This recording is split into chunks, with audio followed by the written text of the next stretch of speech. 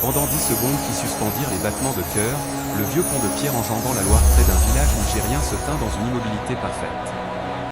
Pas un souffle de vent dans les peupliers, pas le klaxon d'une lointaine Citroën 2CV, pas le grondement du TER régional sous les traverses, alors que des milliers de villageois, de touristes, de pompiers, de sceptiques et de grand-mères levaient les yeux et la virent.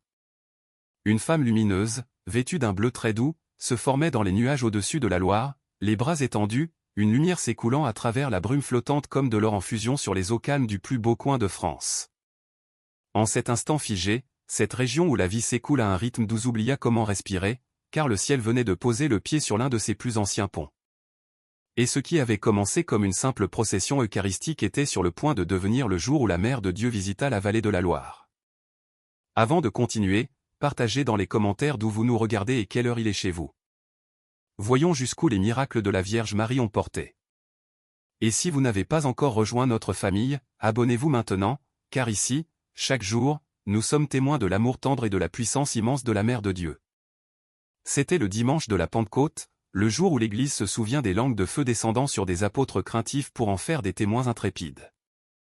À l'intérieur des arches gothiques élancées de la cathédrale Saint-Gatien de Tours, plus de 3000 âmes se pressaient sur chaque banc, dans chaque allée, dans chaque recoin, comme si une main invisible les y avait attirés bien avant l'aube. La lumière du soleil perçait les vitraux des saints. Saint Gatien lui-même, Sainte Jeanne d'Arc, Saint Martin de Tours, et projetait des taches de couleurs chatoyantes sur les dalles de marbre usées par des siècles de pèlerins agenouillés. L'air était lourd d'encens et d'attente. À l'autel se tenait le cardinal Jean-Pierre Moreau, pasteur des catholiques de la région, tenant l'ostensoir doré qui abritait ce que l'Église croit être véritablement le corps du Christ. Sa voix résonna clairement sous la voûte céleste. La Touraine est une terre de douceur et de quiétude, mais aussi de doutes et de lassitude. Mais aujourd'hui, je crois qu'un torrent de grâce est sur le point de se déverser sur notre vallée. N'ayez pas peur de ce que Dieu peut faire. Ces mots allaient bientôt résonner dans les salles de rédaction et les cuisines, de la Normandie à la Provence. Parmi les milliers de fidèles, agenouillés, se trouvait Monique Dubois, 68 ans, les genoux endoloris par une vie passée à travailler la terre dans les fermes des autres. Pourtant, elle s'était réveillée avant le lever du soleil avec une certitude qu'elle ne pouvait expliquer. Je dois y être aujourd'hui. Quelque chose, quelqu'un m'appelle. Non loin de là se tenaient les 8 pèlerins perpétuels, 4 jeunes femmes laïques, 2 séminaristes, 2 frères franciscains, tous âgés de moins de 30 ans, leur sac à dos à leurs pieds, sur le point de commencer une marche de 2 mois à travers la France, portant le même Seigneur qui brillait maintenant dans l'ostensoir. Leurs visages rayonnaient d'un mélange de terreur et de joie. Au 7e rang, carnet à la main, était assise Valérie Martin, professeure d'études mariales à l'université de Tours, une femme qui avait passé des décennies à analyser les apparitions comme un avocat décortique un contrat. Fatima, lourde, la Salette, toujours à une distance académique et sûre. Elle était venue pour observer, pas pour croire. Elle repartirait transformée. Lorsque le chœur de la cathédrale entonna la messe du Saint-Esprit de Franck La Rocca, quelque chose d'électrique parcourut l'assemblée. Des tourangeaux endurcis qui n'avaient pas versé une larme depuis des années sentirent le sel sur leurs joues. Des tout petits agités tombèrent dans un silence respectueux. Ce n'était pas une émotion débridée. C'était une présence. Puis, les grandes portes de bronze s'ouvrirent en grand, et la lumière du soleil inonda la nef comme une seconde Pentecôte. Le cardinal Moreau s'avança sur le parvis et leva haut l'ostensoir. Le soleil frappa les rayons dorés, projetant un faisceau si brillant que les passants protégèrent leurs yeux, et Tours s'arrêta. Les voitures ralentirent, les touristes abaissèrent leurs téléphones. Des ouvriers en pause déjeuner retirèrent leurs casques sans savoir pourquoi. Une rivière de foi commença à couler entre les maisons à colombage et les bâtiments de pierre. Le père Léo Durand, jeune prêtre franciscain dans sa bure brune flottante, portait l'un des grands cierges de procession. Le vent de la vallée aurait dû anéantir cette flamme en quelques secondes, pourtant elle brûlait, stable comme une lampe de sanctuaire. J'ai participé à des centaines de processions, dira-t-il plus tard. Mais l'air ce jour-là semblait chargé, comme si la vallée elle-même retenait son souffle. Quelques pas derrière lui marchait le docteur Stéphane Bernard, cardiologue à l'hôpital régional de Tours, traîné là par la douce insistance de sa femme. « Je suis un homme de science », avait-il grommelé ce matin-là. Les foules ne m'émeuvent pas. Pourtant, alors que la procession passait devant une place de village animée, quelque chose tirailla les murs qu'il avait construits autour de son cœur après trop de nuits à perdre des patients. Sur les trottoirs, des inconnus réagissaient d'une manière tout à fait inhabituelle pour les gens de la région. Un vendeur de crêpes abaissa le parasol de son stand et resta bouche bée. Un homme d'affaires parisien en costume à 2000 € descendit du trottoir et se joignit au cortège sans un mot. Dans une rue adjacente, une femme filmant depuis sa Mercedes baissa sa vitrée, après 20 ans loin de l'église, fit le signe de croix aussi naturellement que si elle respirait. Au moment où la procession tourna vers le sud en direction du vieux pont en pierre, le vent qui habituellement caresse la Loire s'était adouci jusqu'à devenir une caresse. Les drapeaux pendaient mollement aux façades des mairies. Des nuages s'étaient rassemblés au-dessus, non pas fuyant comme devraient le faire les nuages de printemps, mais planant, denses et délibérés, comme un artiste préparant sa toile. Chloé Lefebvre, étudiante en photographie à l'université, originaire d'un village des Alpilles, leva les yeux et sentit le premier frisson. « Je connais le temps qu'il fait ici », murmura-t-elle. « Ça, ce n'est pas la météo. » Alors que des milliers de personnes s'engageaient sur le tablier du pont, les vieilles pierres semblaient gémir doucement sous leurs palans et respectueux, et la bande sonore infinie de la campagne, le chant des oiseaux, le murmure du vent, le lointain tracteur s'estompa jusqu'à un silence total, comme si un chef d'orchestre invisible avait abaissé sa baguette sur toute la vallée. La scène était prête, le ciel était prêt, et la mère de Dieu était déjà en chemin. Le premier pas sur le vieux pont de pierre donnait l'impression de franchir le seuil d'une cathédrale bâtie d'acier et de ciel. À 14h30, le cardinal Moreau leva l'ostensoir plus haut. Le Seigneur eucharistique brillait comme un second soleil, et un silence si complet tomba que le craquement des vieilles planches de bois ressemblait presque à un hymne. En dessous, sur la petite route départementale, quelques voitures roulaient encore. Pourtant, même leurs klaxons devinrent étrangement silencieux, comme si les conducteurs eux-mêmes sentaient qu'ils passaient sous quelque chose de sacré. 6 séminaristes et jeunes pèlerins portaient de hauts cierges en cire d'abeille, des flammes qui auraient dû être balayées par les rafales notoires de la Loire. Au lieu de cela, elles brûlaient droites et sereines, chacune une flèche dorée pointant vers le ciel. Le père Léo Durand les regardait avec émerveillement. « Je m'attendais à chaque instant à ce que le vent les emporte », a-t-il dit plus tard aux journalistes. Mais c'était comme si l'air lui-même refusait de perturber ce que Dieu avait allumé. Nicolas Petit, un artisan marchand avec ses 2 enfants, sentit sa fille de 13 ans, Manon, lui serrer la main si fort que cela lui fit mal. « Papa », murmura-t-elle, les yeux écarquillés. C'est comme si on ne marchait pas seul. Il le sentait aussi. Une compagnie invisible, une chaleur sans température, une présence qui faisait que les arches de pierre au-dessus semblaient moins de l'ingénierie et plus les côtes d'un immense tabernacle suspendu au-dessus de l'eau. À mi-chemin, les nuages qui avaient plané tout l'après-midi commencèrent à changer. Ils ne dérivaient ni ne se dispersaient. Ils se rassemblaient, s'épaississant en un voile lumineux directement au-dessus du milieu du pont. Chloé Lefebvre leva son appareil photo et sentit ses mains trembler. « La lumière est différente ici », murmura-t-elle. « Elle change. » En effet. Le banc gris argenté s'adoucit, ses bords s'illuminant comme s'ils étaient éclairés de l'intérieur. Une faible onde de prise de conscience traversa les milliers de personnes, les têtes se penchant en arrière, les souffles se coupant, les téléphones se levant comme des offrandes hésitantes. Puis la brume s'écarta lentement, délibérément, comme si un artiste invisible dessinait avec le souffle et la lumière. Une silhouette prit forme. Grande, douce, incontestablement maternelle. Des robes du bleu le plus doux flottaient là où aucune teinture n'avait touché. Les bras s'ouvrirent largement dans un geste plus ancien que le pont lui-même.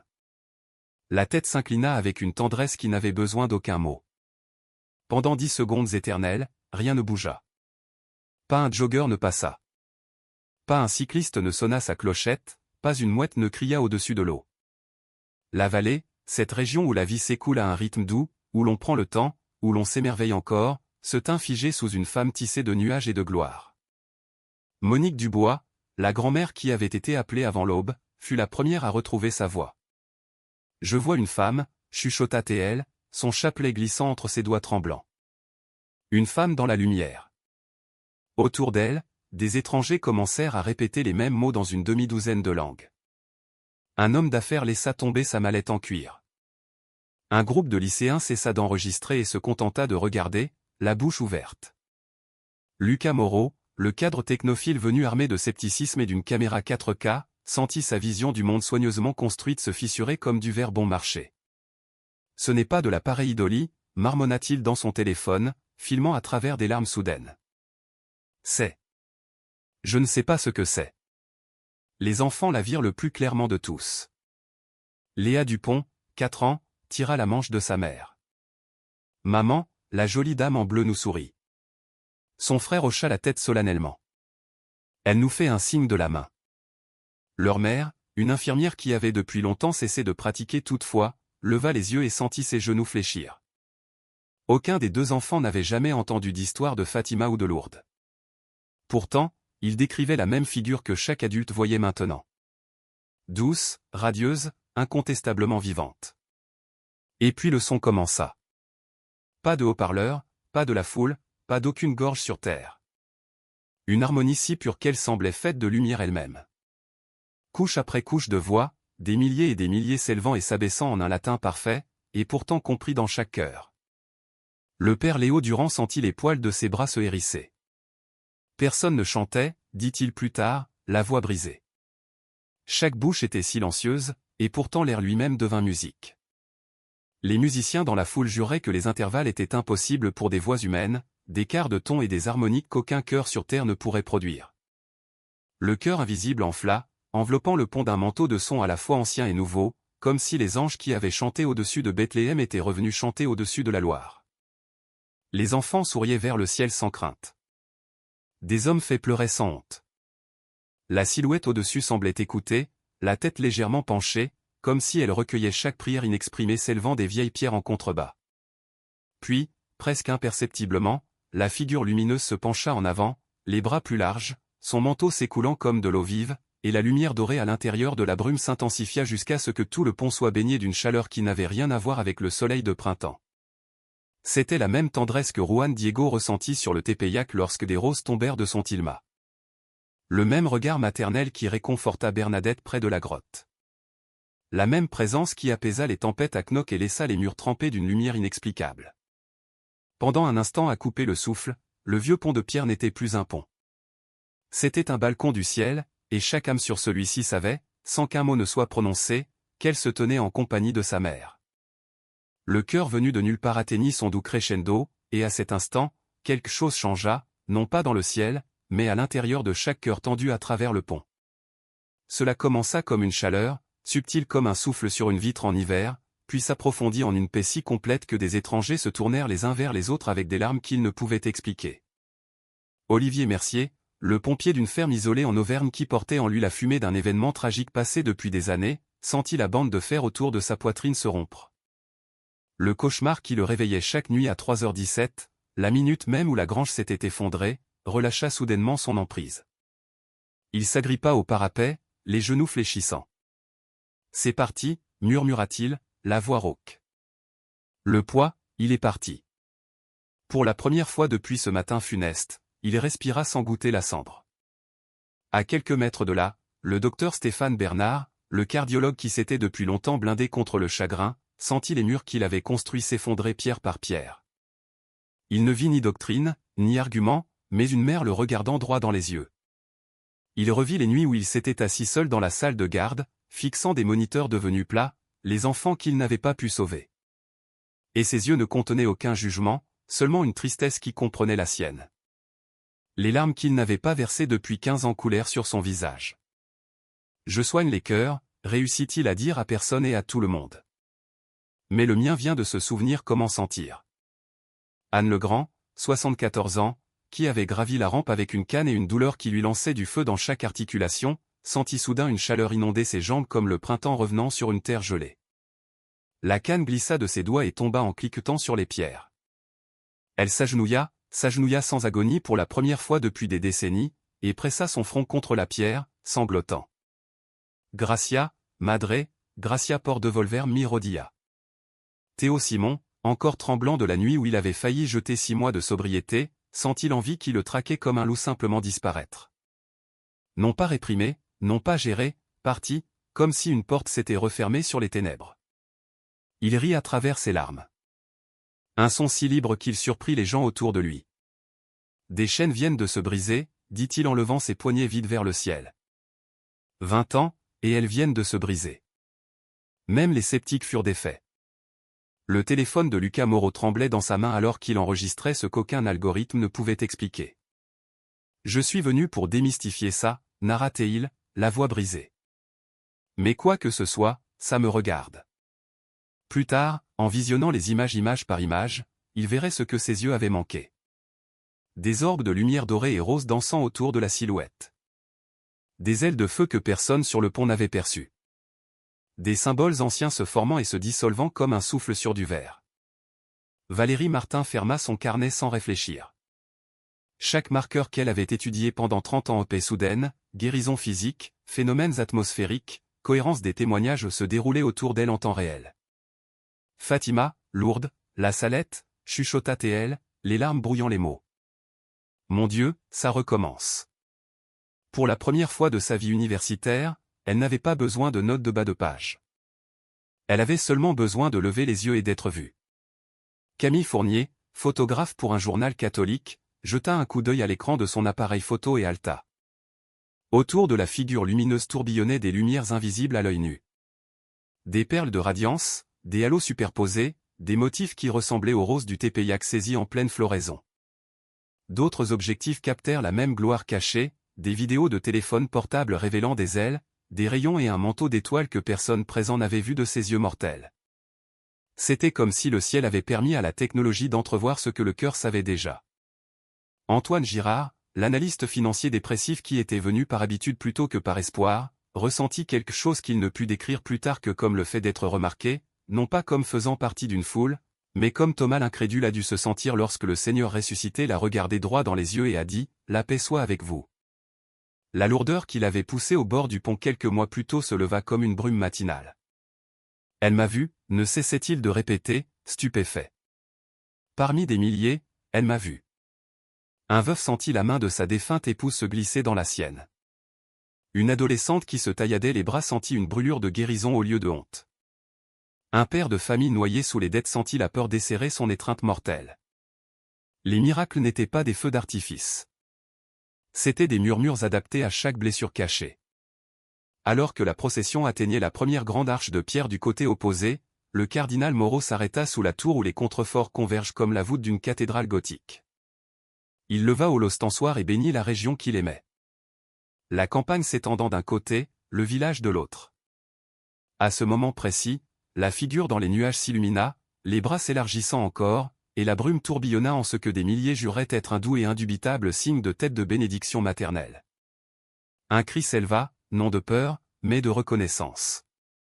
Des centaines tombèrent à genoux sur les pierres usées. D'autres levèrent des bébés vers le ciel. Beaucoup restèrent simplement debout, pleurant, les mains ouvertes, recevant ce que les mots ne pourraient jamais contenir. Le cœur invisible s'adoucit en une berceuse, et la lumière dorée commença à s'estomper, non pas en disparaissant, mais en se retirant, de la même manière qu'une mère recule d'un berceau une fois que son enfant est paisiblement endormi.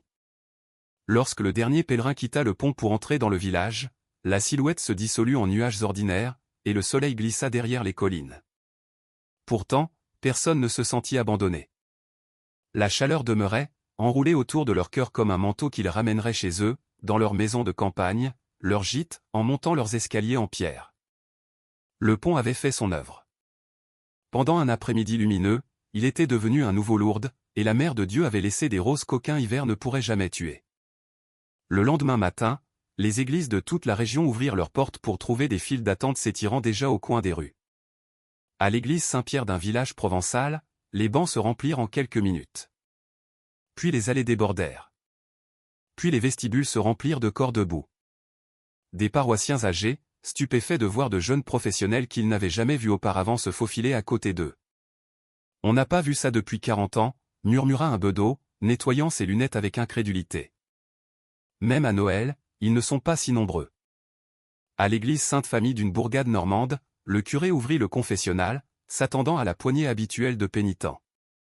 3 heures plus tard, il en sortit, le visage pâle, les mains tremblant légèrement. Certains se sont confessés pour la première fois depuis leur enfance, dit-il doucement. D'autres, après 30, 40 ans d'absence. Ils tremblaient. Ils pleuraient. Et chaque histoire revenait à la même chose. La dame sur le pont.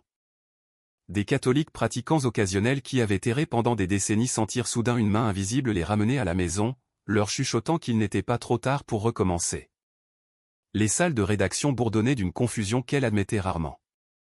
Les journalistes avaient couvert la procession comme une histoire sympathique, un événement religieux important mais ordinaire dans une région riche en traditions. Mais lorsque les vidéos des citoyens inondèrent les réseaux sociaux, des milliers de clips sous tous les angles montrant la même silhouette, la même brume s'écartant comme un voile, les mêmes lumières impossibles, ils se précipitèrent pour réécrire leur titre. Clara Lambert, une journaliste réputée pour son scepticisme acéré, arriva à son studio en brandissant des captures d'écran imprimées. Ce ne sont pas des filtres, déclara-t-elle lors de la réunion du matin. Différents téléphones, différentes personnes, la même forme, une femme voilée. Le brouillard ne fait pas ça. Contre toute attente, elle se porta volontaire pour interviewer les témoins, s'attendant à de l'exagération ou à une hallucination. Au lieu de cela, elle trouva des témoignages aux yeux clairs de pompiers qui parlaient de cauchemars disparus. D'infirmières décrivant une arthrite guérie. D'étudiants racontant une paix qui s'était installée comme de la neige. L'archidiocèse de Tours agit avec la prudence d'un berger gardant son troupeau. Les téléphones sonnaient sans cesse. Des prêtres signalaient des augmentations de fréquentation. Des secrétaires paroissiales recevaient des appels pour des baptêmes. Des courriels affluaient d'inconnus demandant simplement « Que avons-nous vu ?» Le cardinal Moreau convoqua une réunion d'urgence à l'évêché, entouré de piles de témoignages initiaux, certains déjà notariés, tous cohérents dans leur émerveillement silencieux. « L'Église doit être prudente, dit-il. Mais nous ne pouvons ignorer les fruits spirituels qui se déploient dans notre région. » Cet après-midi-là, ils annoncèrent une commission officielle. Des théologiens pour évaluer les marqueurs doctrinaux. Des psychologues pour écarter l'hystérie. Des professionnels de la santé pour vérifier les guérisons. Des scientifiques de l'atmosphère pour expliquer ou ne pas expliquer les nuages. L'onde de choc s'élargit au-delà des murs catholiques. À l'église protestante évangélique d'un village du Luberon, le pasteur Laurent Dubois se tint devant son assemblée et confessa « J'avais prévu de prêcher sur la gestion des biens aujourd'hui, mais après ce que certains de nos membres ont vu sur ce pont, il fit une pause, s'agrippant au pupitre comme pour se stabiliser. Si des gens sont guéris, si des cœurs se tournent à nouveau vers Dieu, si une région comme la nôtre se met à murmurer à nouveau le mot grâce, alors nous devons nous demander non pas si nous comprenons, mais si Dieu ne nous invite pas tous à écouter. » Des halètements parcoururent les bancs. Les évangéliques sont prudents face au phénomène Mario. Pourtant, leur pasteur ouvrait une porte. Des dizaines hochèrent la tête. Certains pleurèrent. Quelques-uns sentirent de vieilles prières s'éveiller. Les synagogues et les mosquées rapportèrent des remous similaires, non pas des conversions, mais une fin renouvelée pour le divin dans leur propre tradition. Les rabbins remarquèrent plus de jeunes visages au service de Shabbat. Les imams virent des tapis de prière plus remplis pendant le dur. À l'université de Poitiers, le docteur Sophie Leclerc, une sociologue laïque qui avait cartographié le déclin religieux pendant 2 décennies, admit lors d'un débat, quoi que ce soit, cela produit des changements mesurables, une meilleure santé mentale, des liens communautaires plus forts, un pic de quête spirituelle. Je n'ai jamais vu la France contemporaine réagir de la sorte. Son collègue, un psychologue clinicien, ajouta « Les séances de thérapie ont changé. Les clients veulent parler de sens, de pardon, de réconciliation, des sujets qu'ils enterraient auparavant. » Le docteur Marc Moreau, astrophysicien au Muséum d'histoire naturelle de Nantes et sceptique de toujours du surnaturel, devint viral avec ces mots télévisés « Je ne crois pas aux apparitions, mais je crois aux données, et les données montrent un bien-être émotionnel durable chez des milliers de personnes qui défient tout rejet. » Les hashtags comme apparition Pont de Loire furent en tendance non pas pendant des jours, mais des semaines. Les vidéos accumulèrent des milliards de vues alors que les témoignages continuaient d'affluer. Des toxicomanes dont les envies s'étaient évaporées. Des mariages réparés du jour au lendemain. Des familles brouillées composant des numéros qu'elles avaient longtemps supprimés. 6 mois plus tard, les transformations n'étaient plus des chuchotements, mais des vies renaissantes. Olivier Mercier, libéré des cauchemars, fonda « Le Pont de la Miséricorde », un groupe de soutien pour les premiers intervenants, mêlant foi, fraternité et vulnérabilité. Cela commença avec 5 âmes fatiguées dans une crypte d'église. Aujourd'hui, plus de 200 se réunissent chaque semaine, partageant des histoires qui ne se terminent pas dans les ténèbres, mais dans la lumière. Le docteur Stéphane Bernard commença à murmurer des prières avant les opérations. Son contact était plus doux, ses yeux portaient un espoir que ses patients juraient pouvoir sentir. Il se porta volontaire dans un dispensaire, traitant les sans-papiers avec une compassion qui laissa les infirmières chuchoter « Il est différent maintenant, comme s'il portait la paix dans les poches de sa blouse. Lucas Moreau, le sceptique dont les images avaient capturé les lumières cachées du ciel, entra discrètement au catéchuménat, ses collègues férus de technologie stupéfaits, dont 2 finirent par le rejoindre. « Je ne me suis pas converti à cause de ce que j'ai vu, témoigna-t-il, mais parce que j'ai été aimé avant de croire. » La famille de Léa Dupont, autrefois fracturée par l'agitation et le silence, priait désormais tous les soirs. Le 19 mai, un an jour pour jour, l'aube se leva sur la Loire comme un alléluia silencieux. Des 2 côtés du vieux pont de pierre, les pèlerins commencèrent à affluer. À midi, plus de 20 000 personnes remplissaient la chaussée et les approches, transformant le vieux pont en un chapelet vivant de chair et de sang. Ils n'étaient pas venus en touristes curieux cette fois. Ils étaient venus comme des enfants retournant à l'endroit où leur mère s'était un jour penchée et les avait embrassés avec de la lumière. À 14h30, le cardinal Moreau s'avança une fois de plus sur le pont. L'ostensoir levé haut. Le soleil attrapa les rayons dorés et les projeta sur l'eau comme le même faisceau qui avait annoncé sa venue un an auparavant. Un silence tomba, non pas le silence stupéfait de l'incertitude, mais l'immobilité plus profonde des cœurs qui savaient déjà qu'ils se tenaient sur une terre sainte. Près de la tour du pont, sous l'arche même où la silhouette lumineuse était apparue pour la première fois, un simple podium avait été placé. Le cardinal s'en approcha lentement, portant un épais classeur dont la couverture portait en lettres noires et sobres « L'événement du pont de la Loire », une enquête multidisciplinaire sur l'apparition du 19 mai. 300 pages de témoignages sous serment, de dossiers médicaux, de modèles météorologiques, d'évaluations psychologiques et de réflexions théologiques se trouvaient à l'intérieur. Il l'ouvrit avec révérence. Frères et sœurs, sa voix porta entre les pierres comme une cloche sur une eau calme. Aujourd'hui, nous nous souvenons de ce que Dieu nous a permis de voir. Et aujourd'hui, nous partageons ce qu'une enquête honnête a découvert. Les météorologues, dirigés par le docteur David Bernard, présentèrent des images satellites, une cartographie des vents, des graphiques d'humidité et toutes les simulations connues de la science. Leur conclusion unanime, aucun phénomène naturel, aucune inversion de température, aucune illusion d'optique ne pouvait expliquer la formation délibérée et symétrique d'une figure maternelle qui s'est maintenue pendant plus de 12 minutes, contre toutes les lois du mouvement atmosphérique. Des comités médicaux soumirent des guérisons vérifiées. La rémission complète d'Olivier Mercier de son stress post-traumatique chronique, avec des scanners avant et après montrant une activité normalisée de l'amygdale. La polyarthrite rhumatoïde d'Anne Legrand disparaissant du jour au lendemain, ses articulations se régénérant. La libération soudaine et durable de Théo Simon de sa dépendance, sans symptômes de sevrage et avec une toxicologie propre depuis 12 mois consécutifs. Cas après cas, médecin après médecin, tous se terminant par la même phrase silencieuse, nous n'avons aucune explication médicale. Les psychologues ne trouvèrent aucune preuve d'hystérie collective. Des entretiens indépendants avec plus de 150 témoins, séparés par des jours et des kilomètres, produisirent des récits cohérents et constants, sans effet de contagion, sans questions suggestives, sans escalade émotionnelle typique de l'illusion de foule. Les théologiens soulignèrent les fruits. Une augmentation de 400% de la fréquentation de la messe, maintenue sur 12 mois. Des files d'attente pour la confession qui faisaient encore le tour des églises chaque samedi. Plus de 90 baptêmes d'adultes à la seule veillée pascale et des vocations à la prêtrise et à la vie religieuse doublant dans l'archidiocèse, la plus forte augmentation depuis les vagues d'immigration du début du XXe siècle. C'est à leurs fruits que vous les reconnaîtrez, cita doucement le cardinal Moreau en fermant le classeur. La reconnaissance officielle est un chemin long et prudent, mais les fruits de cet événement sont abondants, durables et sains. Un vent doux se leva alors, non pas la vieille rafale mordante de la vallée, mais un souffle chaud qui effleura les joues comme la main d'une mère. Certains jurèrent sentir des roses, bien qu'aucune fleur ne poussât sur le pont. Le cardinal leva une fois de plus l'ostensoir. À cet instant précis, le soleil se libéra d'un nuage et baigna toute la travée de la même lueur dorée qui avait annoncé sa venue un an plus tôt. 20 000 personnes s'agenouillèrent comme un seul homme. Pompiers à côté de mannequins, rabbins à côté de religieuses, enfants à côté de grands-parents, les genoux pressant les mêmes pierres où la grâce était tombée comme la pluie. Aucune silhouette ne se forma dans le ciel. Cette fois, aucune n'était nécessaire.